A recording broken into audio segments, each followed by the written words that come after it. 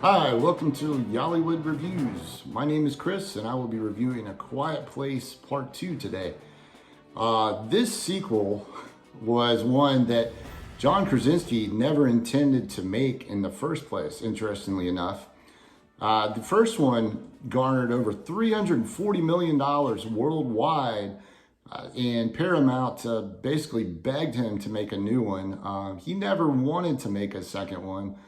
And he said he would make a second one on one condition, that the kids, played by Millicent Simmons and Noah Jupe, basically would be the stars of this movie. Seeing as his character, Lee, had died in the first one, it would be kind of impossible to bring him back to life.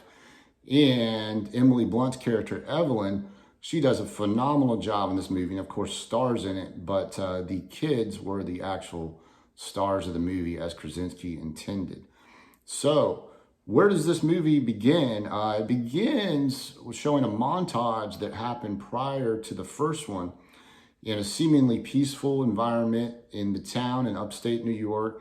John Krasinski drives his pickup truck in and basically goes, picks up some stuff at the market, goes to his kid's baseball game. Everything looks hunky-dory, and then lo and behold, there is, you guessed it, an alien invasion. Spoiler alert.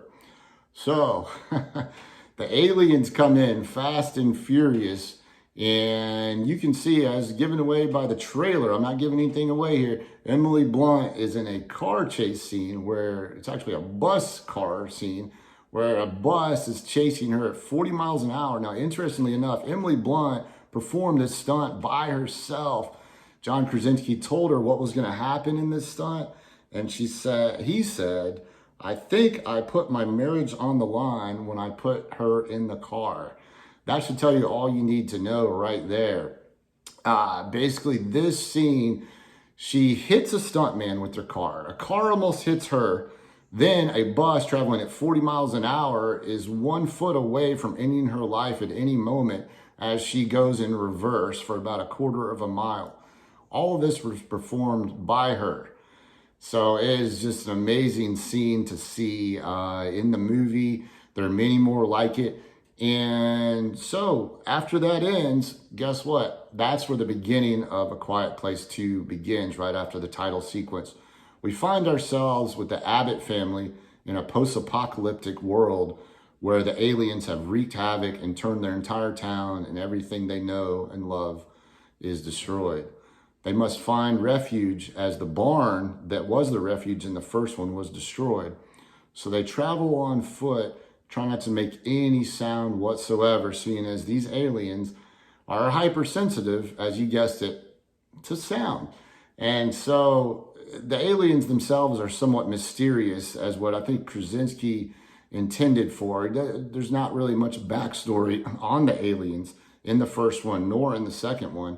And I think that lends to the mysterious nature of the suspense and actually lends itself to making much more of a suspenseful and thrilling movie, because you really don't know what drives these aliens, and you still don't know after watching the second one.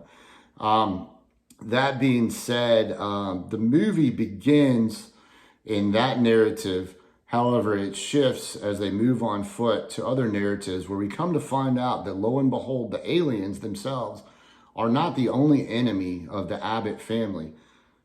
We come to find out that humans themselves in this post-apocalyptic world have come to present a much danger as the aliens. You say post-apocalyptic? Whoa, yes I did. Post-apocalyptic.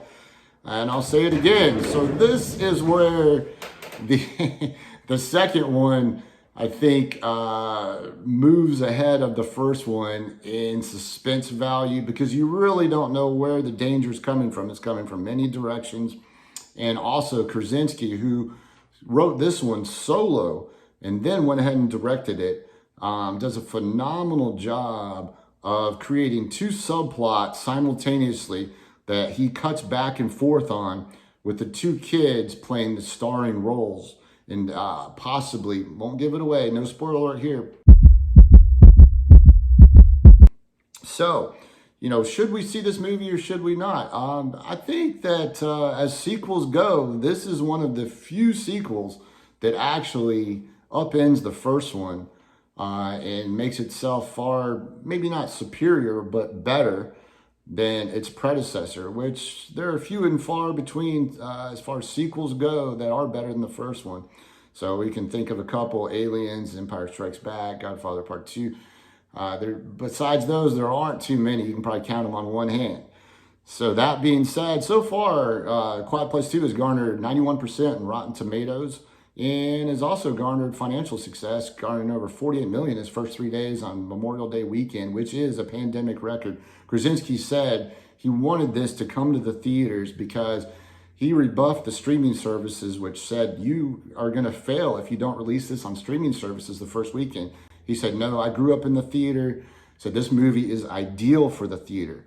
I would entirely recommend seeing this movie in the theater. Run, don't walk, and go see it. And also to support that, Ryan Reynolds recently tweeted, he said, I won't be silent about this movie. Said John Krasinski can try to shush me, but I won't be silent about how good this movie is. To which John Krasinski responded in kind, quote, I'm speechless. That's all I got. Go check it out and you be the judge. Thanks.